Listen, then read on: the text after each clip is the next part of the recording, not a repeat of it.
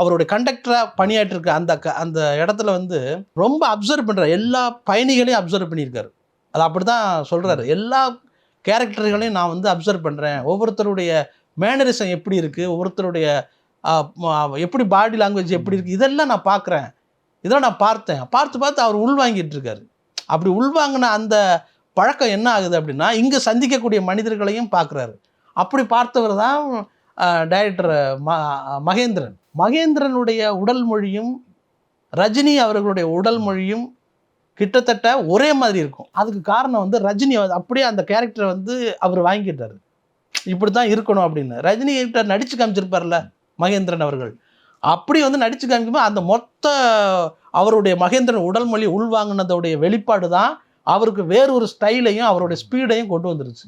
இப்படி தான் அவருடைய ஒவ்வொருடைய பாத்திர படைப்பும் அவருக்காகவே மாறி போச்சு. கதைக்காக கதாநாயகர்கள் நடித்தது போக ரஜினிக்கான கதையை வந்து கதாசிரியர்களும் இயக்குநர்களும் தேட ஆரம்பிச்சிட்டாங்க. அப்படி ஒரு கொடுப்பினை வந்து யாருக்குமே அமைஞ்சிருக்காது. அது ரஜினிக்கு தான் அமைஞ்சிருக்கு.